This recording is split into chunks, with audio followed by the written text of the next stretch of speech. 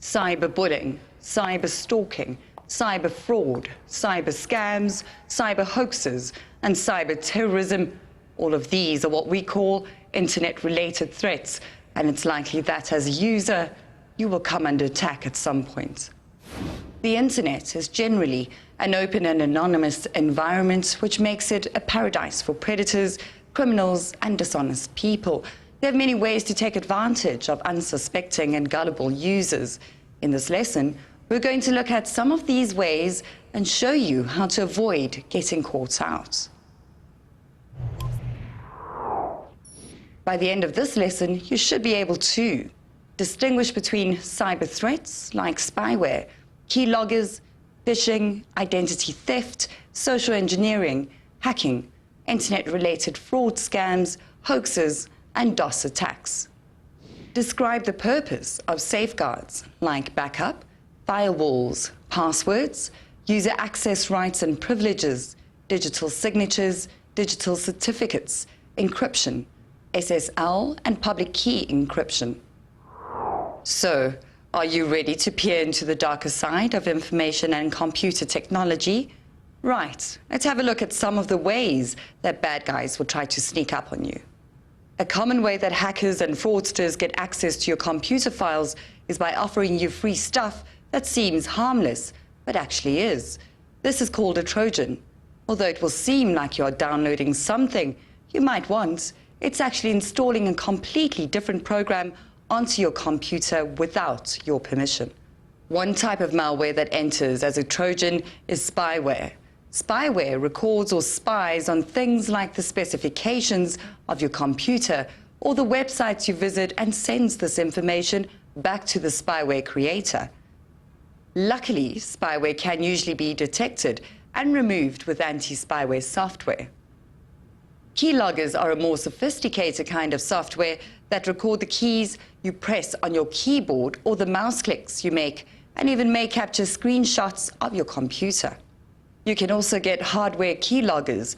These devices work the same way as the software versions, but the person using the device has to have physical access to your computer to plug it in and retrieve information from it. Hardware keyloggers are plugged into a USB or keyboard port on your computer, and then the USB or keyboard is plugged into the computer. These devices either store the information they have recorded on a flash disk or use Wi-Fi to connect to the internet and send the information to a specified email address. There are a few easy things you can do to protect yourself from this type of spying. First, you need to make sure that you have an up-to-date antivirus and anti-spyware software installed on your computer. Second, don't allow people you don't trust to use your computer or install software on it. And lastly, don't use public computers for your internet banking or online shopping. You have no way of knowing if keyloggers have been installed there. Bandwidth theft and information theft are also fairly easy for those who have the know-how. Bandwidth thieves take advantage of wireless networks without passwords to access the internet and download files. Information thieves who have physical access to your computer can simply download the information they want onto a memory stick, an iPod, a flash drive, or portable hard disk. Another way of physically gaining access to your computer files is hardware theft. Computers are generally stolen for their resale value, but sometimes people do this to get the information on your hard drive. If information thieves can't get physical access to your computer, they might try hacking into it. Hacking is the process of accessing other computer systems without authorization, or to access, steal, or tamper with data and information on systems, or to send out spam. Hackers are usually very hard to trace or catch because they set up a long chain of computers between their own IP address and their target. Some companies, like banks and software companies, employ professional hackers to help improve the security of their own systems. We asked a professional hacker to tell us a bit more about this. Essentially, hacking is a term or coined phrase that is not actually defined as to exactly where it came from, but it has a rather nice ring to it because it almost sounds naughty. Now, in having said that, I can tell you that hacking comes from different origins, in that it emanated or originated from people who were trying to, believe it or not, sell their software, so they would actually hack into systems and then sell the countermeasure. Now, what is a countermeasure? When someone gets into the world of hacking, they try to get into a system or into someone else's space, if you like, and then they take data or information. And it's very clearly different. Data is just numbers or words or information which cannot be translated and used to make a decision, whereas information is actually processed data.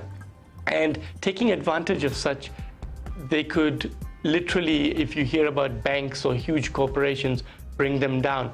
The other reason someone would try to hack is just for fun.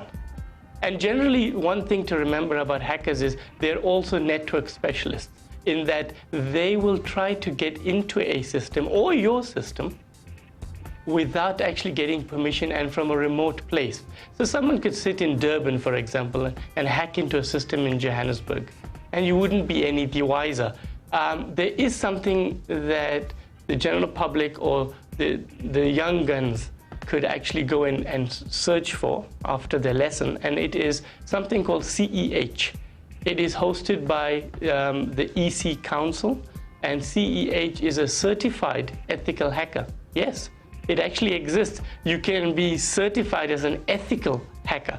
So you're actually the bad guy or the bad girl, but you're learning how they work so that you can counter it or find a way to neutralize your opponent in this case, because you'll find that when banks fall into the trap of getting hacked into, very often they don't have a security team, or what we call a tiger team, which is quite a neat little precept of how to get the data back and also block them. Because generally you get something called a denial of service attack, or a DOS.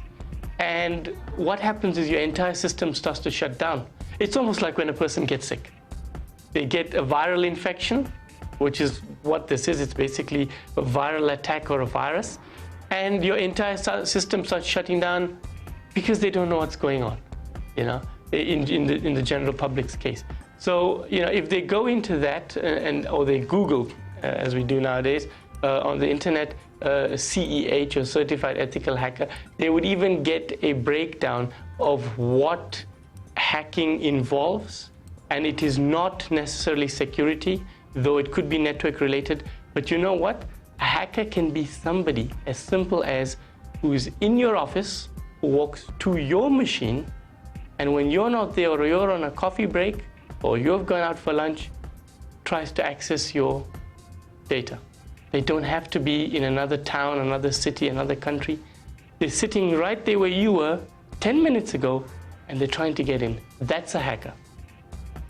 So if you're going to do the right thing is to have ethics and social responsibility, but know what it is that they're up to. And they're up to no good, in short.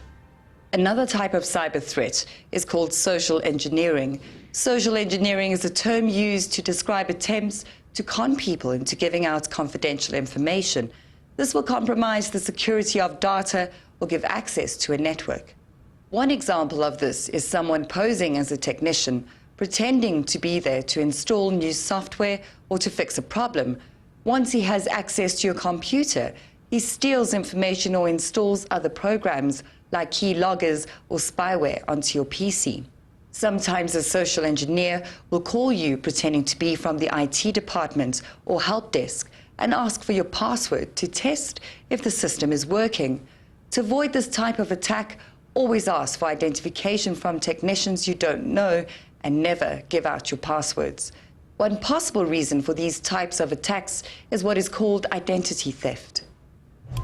This crime is when someone gets the personal information of another person to assume another person's identity.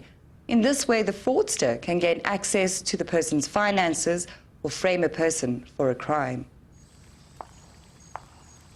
One way that fraudsters do this is by what is called phishing. Phishing is a form of internet fraud where an email is used to try to get you to click onto a link or a website that looks official, like your bank's website, for instance. But it isn't the real thing. You can usually spot a phishing email by the general greeting and the request to click on a link to a website. If I were to click on this link, it would take me to the fake official website. When on the site, you would have to log in using your username or account number and PIN. Once you've done this, the fraudsters will intercept your details and they will have everything they need to transfer money out of your real bank account. If you receive an email like this, ignore it. No real bank or business would send you an email like this. If you want to go to your internet banking site, always start your web browser and type in the real address. Never use a link to navigate there. Email is also used to trick you in other ways. A hoax is a deliberate attempt to dupe, deceive or trick an audience into believing or accepting that something is real when in fact it is not. Often the sender just wants to get an emotional reaction from you or waste your time for their own amusement. An example of this would be an email message warning recipients about a new and terribly destructive virus that doesn't really exist. Another could be a plea for a sick child saying that if you forward the email, 10 cents will be donated to help save the child.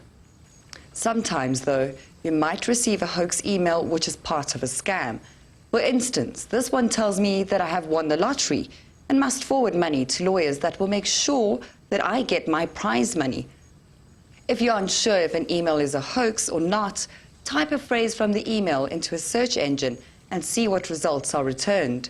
Or you could go to a website like this one to check what hoax emails are going around the internet. Here's another type of cyber threat. A denial of service or DOS attack is generally designed to deny access to a specific site or network, either temporarily or permanently. A DOS attack sends real-looking but unnecessary messages to a victim's computer. As a result, network bandwidth is wasted, disk space is filled with unnecessary data, or processing power is spent for useless purposes. This prevents the legitimate user from accessing system resources by shutting down or seriously slowing down a service provided by a computer system. So you can see that there are many reasons why you might be the target of a cyber threat and you need to protect yourself. There are several ways that you can do this. One of the best things you can do is to install antivirus software and make sure that it is kept up to date. An antivirus is protective software designed to defend your computer against malicious software. There are many types of antivirus software, and in some cases, you can get them free off the internet.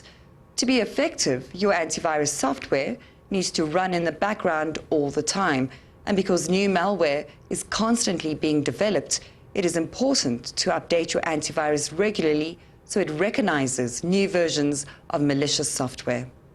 Secondly, back up your computer files regularly. To back up means to copy files to another computer, tape, drive, or server for safe storage. It protects you in case your computer is stolen or destroyed or the hard drive crashes. You can schedule backups so that they are made daily. You can also keep copies of your files in cloud servers. Using a firewall is also a good way to protect your computer from threats. A firewall is either hardware or software, sometimes both. It is designed to prevent unauthorized users or software from accessing a network. Each packet sent over the internet contains not only the IP address of the computer it must reach, but a port number to tell the computer which program must handle the packet. Your computer has ports from 0 to 65,535. For a simple workstation with no service running, the firewall will block every port against incoming traffic. A firewall also stops a program on the computer from trying to send unauthorized data from that computer. Always use strong passwords because they are harder to crack. A strong password is at least 7 characters long. It doesn't contain a complete dictionary word, your username, real name, or company name. It should also be very different from passwords you've used in the past and contain characters from uppercase letters, lowercase letters, numerals, and symbols found on the keyboard. In some cases, you might have to write passwords down. If this is the case, make sure they are kept in a safe place and destroy them when they are no longer needed.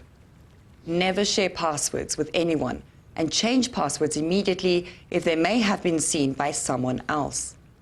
Also, be careful about where passwords are saved on computers. Some dialog boxes present an option to save or remember a password. Selecting this option is a potential security threat. If you are sending data to someone else, you can protect the integrity of your data by using a digital signature. A digital signature is digital code that can be attached to an electronically transmitted message to uniquely identify the sender and guarantee that the sender is who he or she claims to be. This signature is electronic and cannot be forged. Since part of this algorithm used to form the signature is based on the contents of the data, it can also verify that the data has not been altered in any way since it was signed. You can get a digital signature from a third party like Microsoft. It is easily accessed in Microsoft Office applications. When you are surfing the net, you can check the integrity of the data on a website by looking for a digital certificate. Digital certificates are issued by a trusted third party called a certificate authority. Examples are VeriSign and Thought. The certificate includes the name of the company, a serial number, expiration dates, IP address, a copy of the certificate holder's public key that is used for encrypting messages and digital signatures, and the digital signature of the certificate issuing authority so that a recipient can verify that the certificate is real. If you want to ensure your privacy or protect important data from unauthorized access, you could use data encryption. Encryption is simply a way of scrambling text or data into a new format using a specified set of rules, making it impossible for other people to understand. You probably wouldn't need to encrypt all the data on your computer, but you might want to encrypt your personal notes or diary entries to prevent other people from reading them. A teacher could decide to encrypt all the files in her exams folder so that if a learner gained access to her computer, the files would be useless. If you wanted to send an encrypted message to someone else, you could use public key encryption. An example of this is a secure sockets layer, also referred to as SSL. This type of public key is only used when it's really necessary. Because it's processor and bandwidth intensive, most websites, like bank sites for instance, use HTTP rather than SSL for this reason. You can check if a web page is secure by looking for a lock symbol somewhere on the browser and checking if the address starts with HTTPS. With public key encryption, the message has two keys or passwords. One key is used to encrypt the message, and another completely different key is used to decrypt it. You can give anyone this public key because all they can use it for is to create an encrypted message. In order to decode the message, they would need the second, private key that is matched to it. This way, anyone can send you coded messages with your public key, but only you can decode it because only you have the private key. Administrators of computer networks will create usernames and allow users access rights and privileges in order to protect data on the network from unauthorized access. The network is protected since only users with a user account and password can access it. Each built-in account has a different combination of rights and permissions. The administrator account has the most extensive rights and permissions over the domain, while the guest account has limited rights and permissions. On NTFS volumes, you can set security permissions on files and folders. These permissions grant or deny access to the files and folders. That brings us to the end of this lesson. Here is a task to help cement what you have learnt in this lesson. Draw up a table like this and fill in the missing information. For each method of protection, say why we use this method and how we use this method.